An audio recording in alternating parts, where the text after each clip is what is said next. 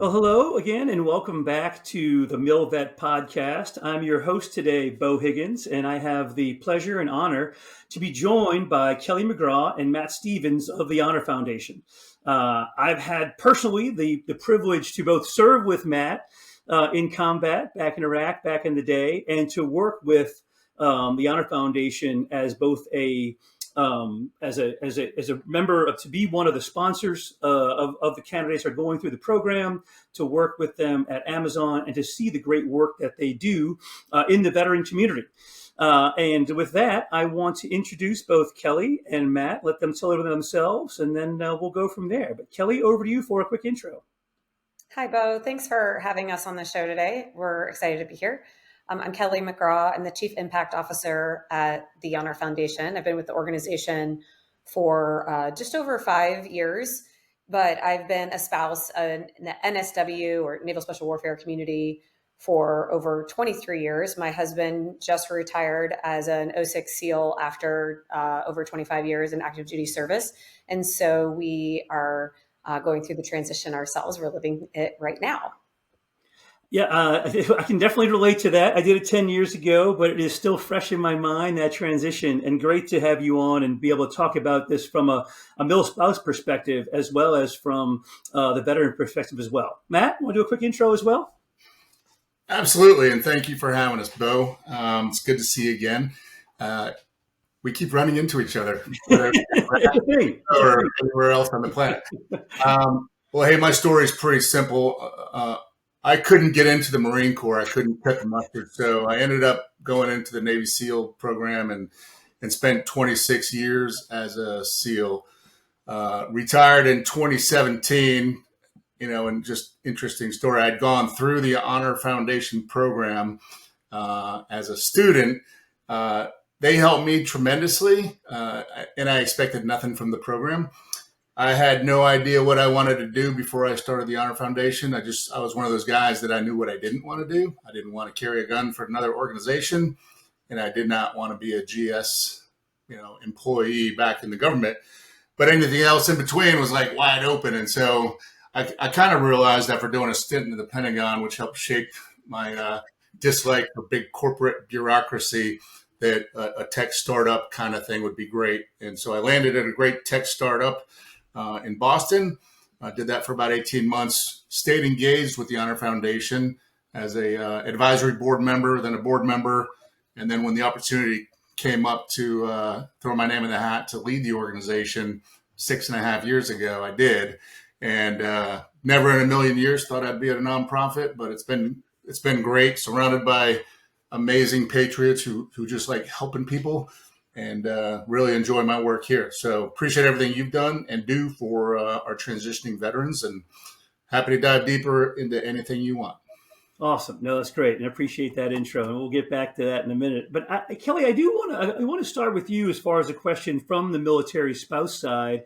Obviously, you lived it for 20, how many years? I mean, a long time as a spouse, and had a corporate career as well, a working career, which is great and very challenging to do. I mean, were you aware of the Honor Foundation before? Or how did you even get introduced to it? I'm just curious.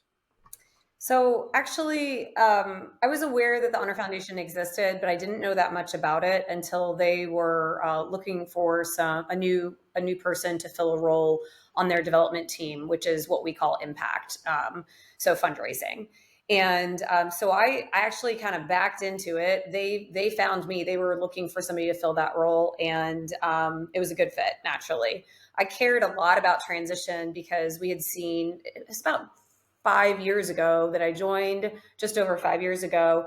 And so we were at 20 or approaching 20 at the time. And we had already seen friends transition, some successfully. Those individuals went on to graduate school. They knew exactly what they wanted to do when they got out. Maybe there was a family business, or they went through a transition program that was very helpful. We saw another segment of our friends really not have a good, smooth transition. Some marriages broke up, some families broke up. There were some dependencies that formed, on alcohol or whatnot. They just got into some poor behaviors because they kind of lost their identity. And unfortunately, we had more than one, a small subgroup of friends that actually took their own lives. And so I would say was the worst scenario. And so as we approached transition as a family, I wanted to, of course, avoid any of the negative things. I also wanted to understand a lot more about it and see what I could do to support. So I took some of my corporate background, which was in marketing and sales, and then I had segued over to the nonprofit sector about 12 years prior to, 11 years prior to joining THF. And so I applied all of that into the development role and was already in fundraising really at another nonprofit, and it just worked out. So I really believe as spouses, families, we're serving alongside the service members and we are transitioning alongside the service members. It's not really easy for anyone. It's a lot of changes in expectations and priorities, and it needs to be a team approach. So, and luckily the Honor Foundation is there to help guide the service members. And as we'll probably talk about a little bit later, we also have a program for the spouses now as well. Transition is a team sport. Yeah, and I will just pull that string a little bit more because I think it's interesting. You hit on such a key point of how scary it is for so many veterans to transition. Guys that have been, especially the longer they've been in, the scarier it can be. I make the analogy a lot of times, like the Shawshank Redemption, right? You get institutionalized. You've been in this institution and you know where you fit in. You know how to get things done. You know where your rank fits in. You can make a call and you can get orders. You can get this, but on the outside, you're Brooksy, man. You don't know what to do, and you're just kind of lost. And I think guys really, fear that, especially coming from tight communities. I think it's even can be harder coming from the Spec Ops community where you have these bonds that are incredibly tight, and then all of a sudden that's gone. People just get lost. But I think what you said is so important that transition is a team sport, and to bring the spouse in there and for the spouse to nudge what is often a reluctant, spouse to do something and be more proactive is just hugely important. Like, I think there's just a fear that maybe that the spouse piece can help. Did you see that? I mean, I'm not saying your husband feared it, but did you feel that, or were you nudging?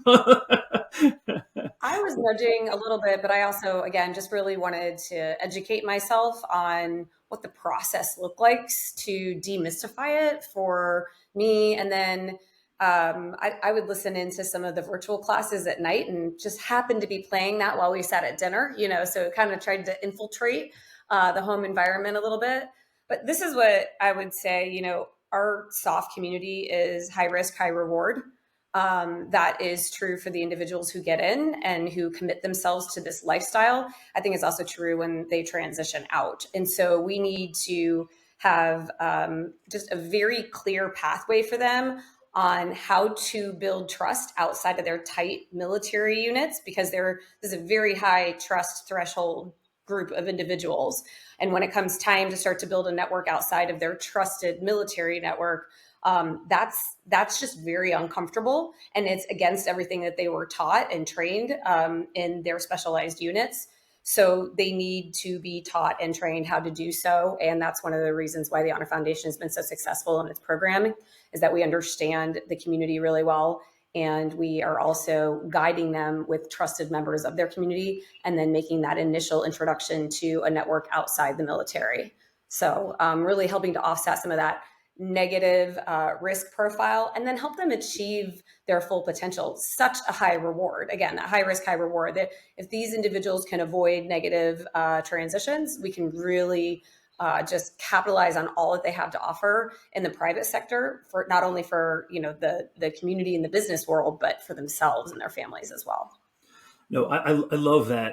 That's great. I mean, I think the high risk, high reward is something I don't think is talked about enough necessarily. I really haven't heard it put that way that often, and I love to hear that. And Matt, back to you. It's you're such the poster boy for the program. Obviously, you went through it, and you've had the attitude that probably most of us have in transitions, like, this is good.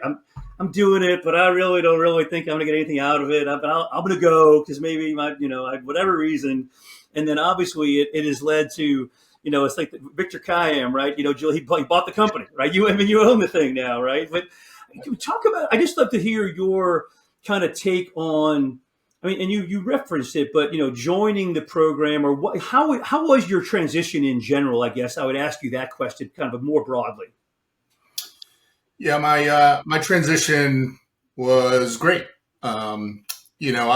I think the old adage of when's the right time to transition, and folks used to say you're just going to know when it's time. And I had gotten to that point. I was lucky enough to command at the 05 and 06 levels a couple times, and it just wasn't looking forward to the next thing. And so when you're not looking forward to staying in, it's time to get out. And so that's decision number one. And I'd say, if you're not ready to get out, don't get out. Like if you're in your dream job and you love what you're doing, stay in as long as you can. And so that was a big, weight off my shoulders. And then I just started kind of digging in. And so when I came through the Honor Foundation program, I was in the first cohort when they grew to Virginia Beach, because this whole thing was founded out in San Diego, really within Naval Special Warfare. And then, I live in Virginia Beach, so came here. And I actually approached it with a mindset of like, I was a pretty senior guy. I'm going to audit this course, but I'm going to have an open mind and be curious and learn as much as I can. I'm sure I'll get something out of it. And I didn't know what I didn't know. And it was game changing, right? Digging into the introspective piece of who am I? Who's Matt Stevens as a human, not as a SEAL or a naval officer. And that was really game changing, right? And then being able to talk about myself in non-militaristic terms. And despite what I'm sure you're thinking right now, 99.9% of SEALs actually don't like talking about themselves, aren't in movies and things like that. And I was one of those guys.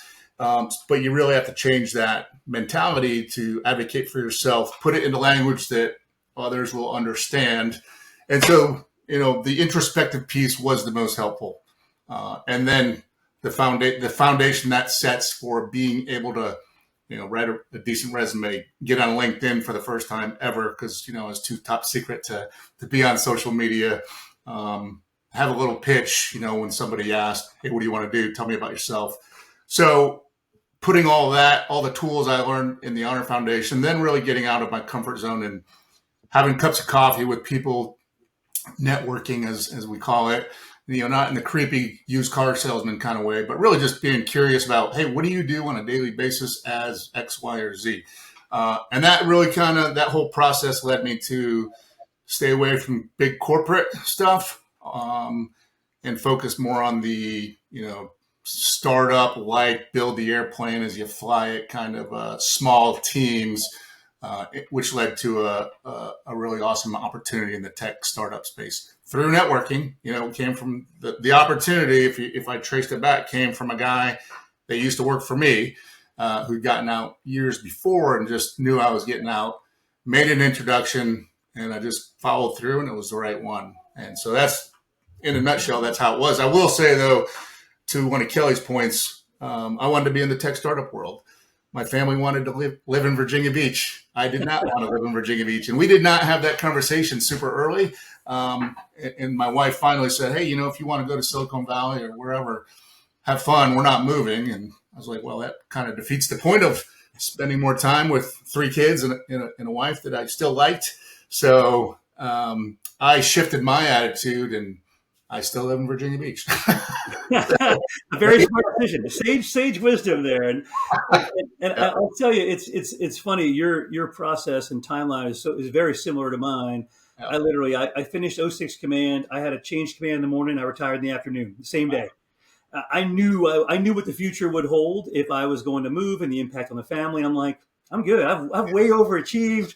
I should have been kicked out of this thing a long time ago, and they let me stay in, and it was great. And I use this quote all the time. Networking, people think it's a cheesy thing, but there's a 1-letter difference between networking and not working, right?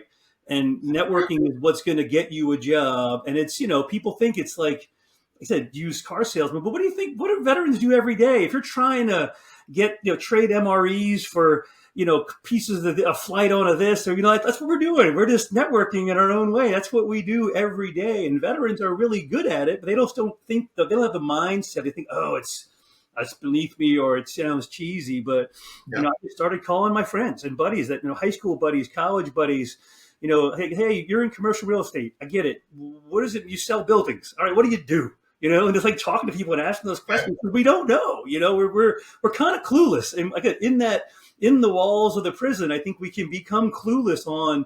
We know our friends are doing well on the outside, but we have no idea what they really do. And to dig into that, and I think you probably found the same thing. People will bend over backwards to help out if you ask them to, but you have to ask them and just say, hey, I see you're doing this. You want to have some time, and it works. I mean, that's how I got my job as well. I would say follow through is important too. So somebody helps you out.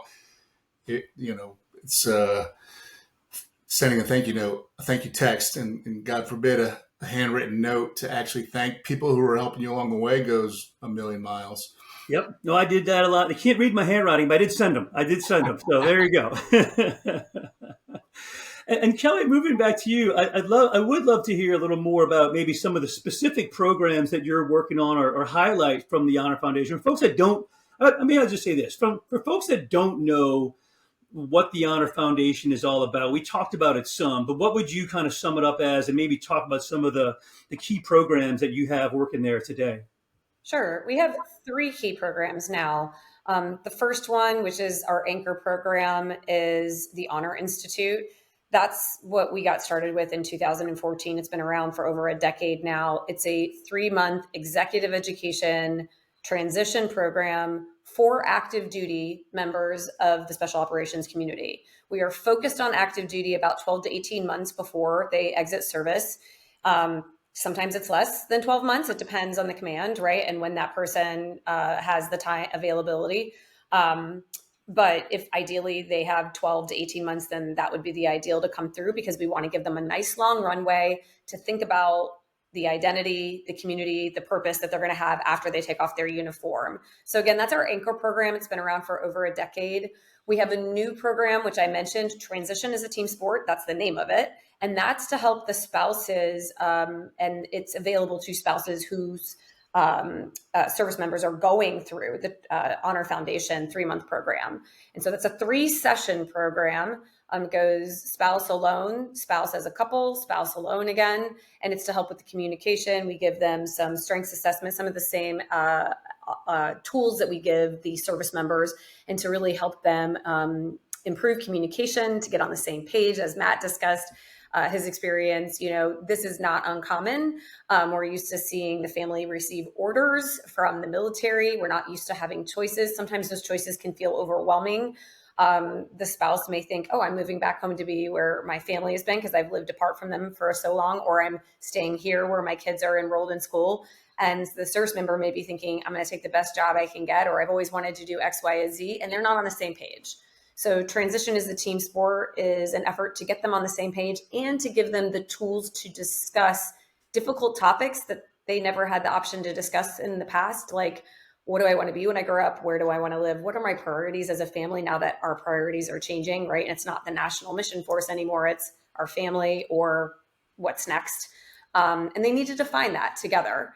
And then the last program is Vector. This is a pilot program that we're working, like kind of taking the first phase, which is our introspective piece, and trying to extrapolate that out in an asynchronous online program for non-SOF, just like we, try to take the best of the SOF community training and development and extrapolate that out for the conventional force.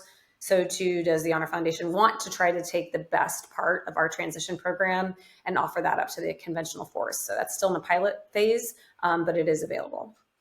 And where if folks are interested, I don't know, either of you can take this one. I know you've expanded some of your locations, and I was able to be a remote coach because one of my protege, or I lose track of every organization has different words for them, but was moving around. So, how do people find out about it? Again, I feel like it's known in the SEAL community, in the SOF community. How is the word getting out there, and where are the locations where there are physical opportunities to go through the program these days? Yeah, people can go to honor.org to find out about the program, to see if it's a good fit for them.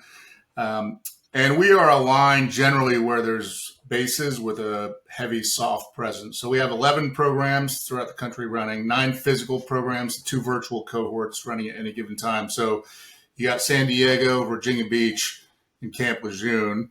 And then we have 2 at Fort Bragg now. We just opened a second location down there. So 1 out in Southern Pines, 1 down in Fayetteville proper.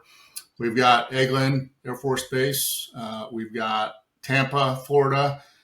We've got Clarksville, Tennessee, Joint Base Lewis McChord up in Tacoma, and then 2 virtuals. So you can be anywhere in the planet and do the virtuals. And one kind of runs on the East Coast time zone, and one is migrating to be a West Coast time zone. But we've had people, frankly, before Ukraine fell, we had a guy from the embassy in Ukraine come through. We've had plenty from Stuttgart, Okinawa, Hawaii, people who are deployed still doing this. And, they get up pretty early in the morning or stay up pretty late in the evenings. So that's the Honor Foundation Pure. And then Vector Accelerator, they can find out more about it at vectoraccelerator.org. And that's, again, online, so they can do it from anywhere at their own pace. And that's pretty awesome program as well. No, that's great. I love to hear about the expansion of that to not only more cities, but to the non-soft community and some of the things. Some of the things you're doing are unique. I mean, I've seen a lot of these programs, and I think you're focused, to your point, Matt, on the individual and understanding who you are. You can't figure out where you're going if you don't even know who you are yet. So I think that's a huge piece of what y'all are able to do. Shifting gears slightly, Kelly, what from a corporate side of the house? I know you're involved in the engagement and fundraising piece of it. What if companies, I assume, want the talent that you're producing and would want to, how can companies support or get engaged, or what are ways that companies can get engaged? I know I think we hosted at Amazon one time a cohort for like a tour. And I mean, what can companies do to kind of get access to the talent and just, maybe be supportive of the talent? Sure. We call that tour. It's part of our 3rd phase of the 3-month program. We call that Trek. So an ideal way for any corporate partner or a partner to get involved, even if it's an individual, is really through time, talent, and philanthropy. So time may be for the organization's employees like you at Amazon, being a mentor, being a coach, engaging with fellows in the program to really hold their hand and answer questions, maybe sit on a panel and be a subject matter expert for your industry, your company, your field, and just share what that experience is like to members of one of our 11 cohorts. That's time. Talent would be hiring talent from THF, or whether they came from THF and then went to grad school, but hiring a THF alumni. And we do not try to push any one industry. We have about 70% of our graduates go into the corporate field, about 10% go on to graduate school. The balance end up usually starting their own business, whether that be a nonprofit or for-profit, but they go into entrepreneurship of some sort. And so we just try to help guide them to whatever's the right path for them. We don't push anything. So we tell companies the best way to have access to that talent is to be engaged in the classroom, which is the timepiece, and then they'll be able to pull through the talent. And then the last way is the philanthropy side, is that since we're a nonprofit, our programs only exist based off of either grants and or fundraising activities. So we try to be a good partner and really offer some great marketing, great experiences at either benefit dinners, through our Swim for Soft, which is a 3-mile open water swim in San Diego, and create a really special event that families can be a part of, give some great PR marketing, some opportunities for them to be on TV, et cetera, just to try to offer some value in that partnership. So lots of different ways they can be involved. All of our events are listed on our website as well, honor.org. And there's different sponsorships available at the classroom level and then at the national level for each event. No, that's awesome. A great rundown. And again, hopefully we can find some folks that may want to be able to be involved. I know I've done it in a couple of ways personally, and it's always a good time. Another question for you, Matt. And again, you were obviously the poster boy of what an alumni of the program looks like. I mean, coming back, going through it, going into the corporate world, and then coming back to run the program. I assume alumni are a huge part of the Honor Foundation still. I mean, they're coming back as now the mentors themselves and the instructors. I mean, is that what you see? Like the growth has been primarily kind of from the alumni, or has it been in other ways?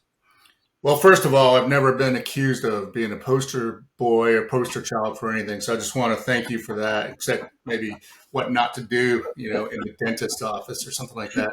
But yeah, I mean, frankly, word of mouth is our number one recruiting tool to just spread the word. And, as you know, from being in a tight unit, if I can go there all day and tell them about the Honor Foundation, but when their buddy says, yeah, this is worth your time, invest in it. I know, by the way, it's free to service members. That's our best recruiting tool. And the same thing is happening, 10 years into it, where, okay, some of the early folks and not so long ago folks are now in positions of authority. They've got experience under their belt. They're coming back as coaches. Pretty much, a lot of them are mentors as well. And there is a difference for us between coaching and mentoring, and then hiring opportunities as well.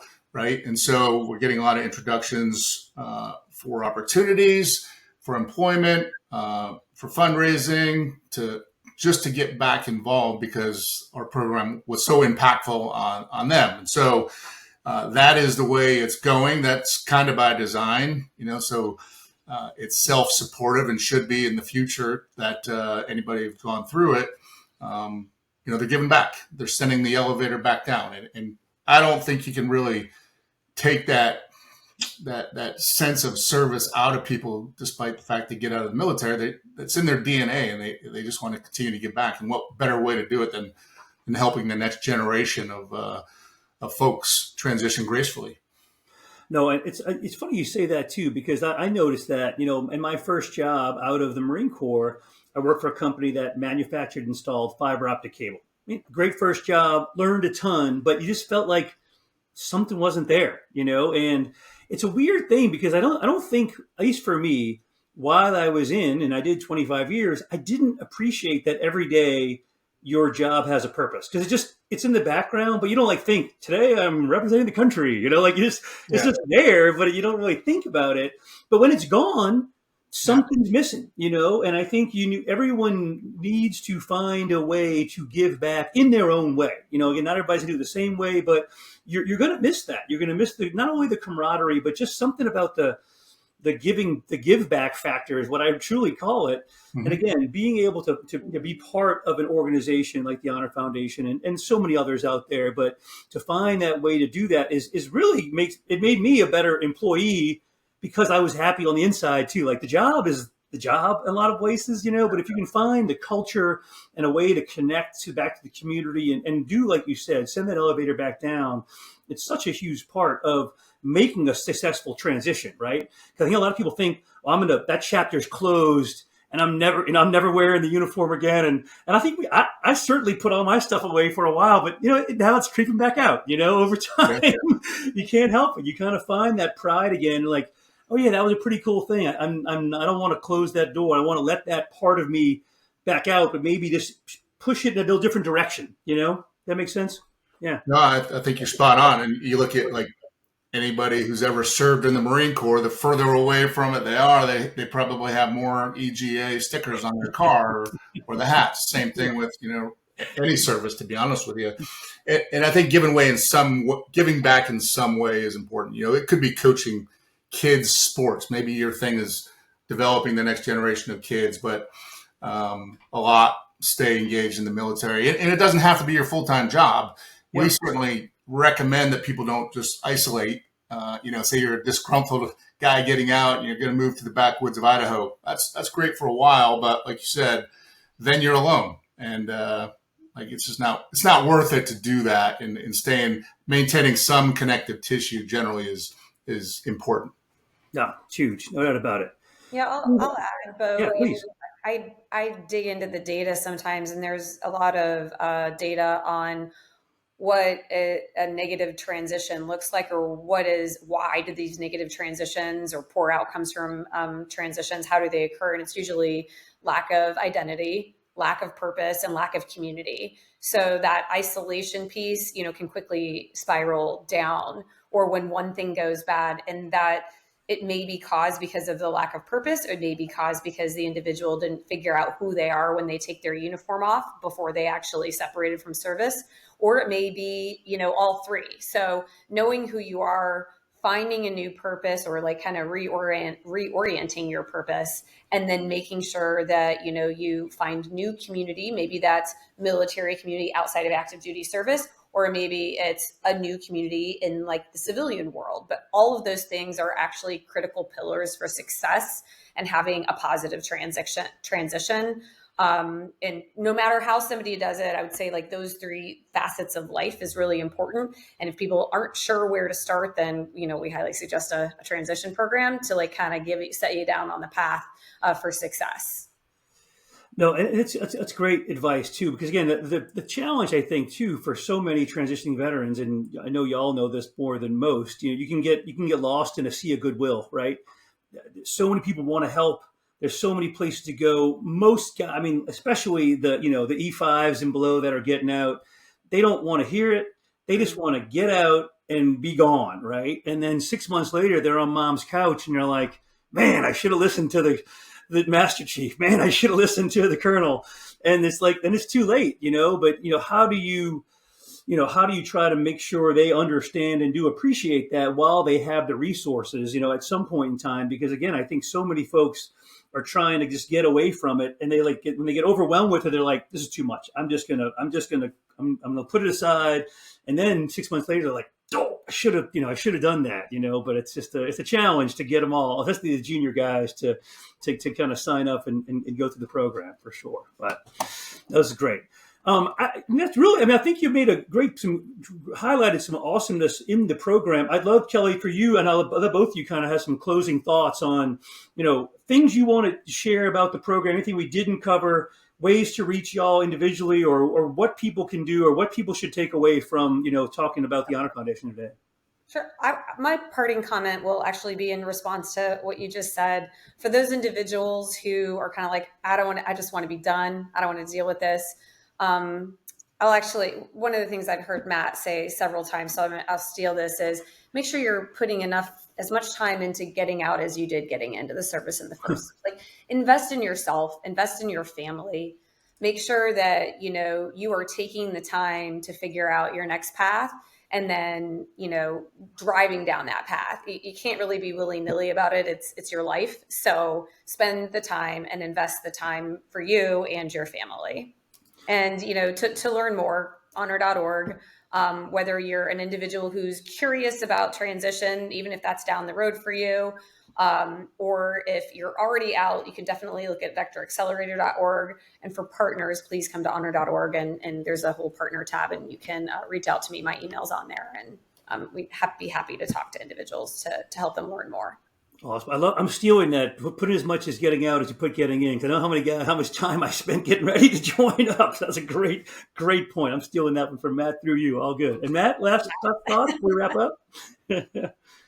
I thought we were going to talk more about you, Beau. Come on now. People know you don't know about me. We're going to tell war stories about that one time in Iraq and Ramadi. We don't want to go there. We don't want to go there.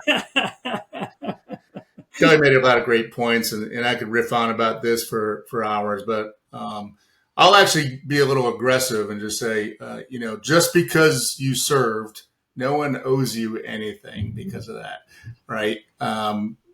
We see sometimes, especially maybe it's trickling off now, but in the post 9/11 years, it's like veterans are the best. Veterans this. You're not. No one owes you anything, but you are entitled to be happy. And so that's why we suggest that people really dig into who they are as a human, what makes them tick, what their priorities and preferences are first, before they start just plagiarizing their buddy's resume. And that's what I did. I mean, that's a good, decent start point. Now with AI, you can probably just tell it a couple things and it'll spit out all that stuff. So be happy when you have real choices again, not military. Hey, where do you want to get stationed? List your top 3, and then you get number 8. And you get the station where you don't want to go. Here we come, right? You have choices.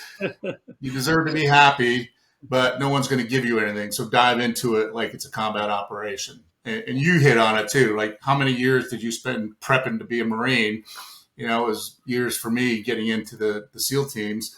And then I was lucky enough to get through and serve with some of the best people on the planet. And so focus on transition like it's your job, because it's probably the biggest transition that's going to happen in your life. Maybe not, but I would argue that most of the time it's one of those larger ones.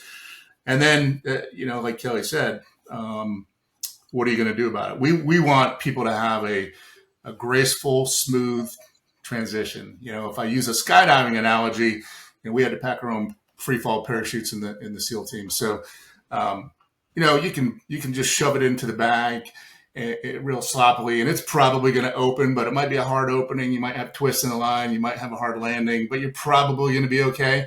But if you take the time to fold it, crease it, it's going to open straight on heading at the right altitude, soft opening, and then you're going to have a nice smooth landing. We want your transition to be exactly like that, a graceful, smooth transition. And I tell people, like, hey, your last act of service while in uniform should be to have an awesome transition, and because you deserve it. And what that does is it shows the next couple of generations who are in or thinking about getting in that, wow, the military is great. They take care of you while you're in. There's some mechanisms on the way out that this is a great option for me. So it's good for recruiting. I would say it's good for retention for well-educated people, and it's great for morale. Understanding that the whole SEAL for life, Marine for life, Ranger for life, Soldier for life, that's a real thing, because there's organizations like ours that really care and will do whatever it takes, bend over backwards, and help anybody on the planet. So. That's awesome. I couldn't say it better myself. That is awesome. Kelly, Matt, thank you both today for making the time to join the MilVet podcast. Again, I am hopeful that we get a lot of viewers on this thing and hear some great wisdom. I mean, this is some stuff that I do a lot of these, and I think y'all share some points and tips that I usually don't hear. So I think your insights are great. Love what your organization is doing and how y'all are paying it back. And look forward to seeing you out there soon. I promise I'll be in a better jacket next time. I promise. Thank you for the opportunity.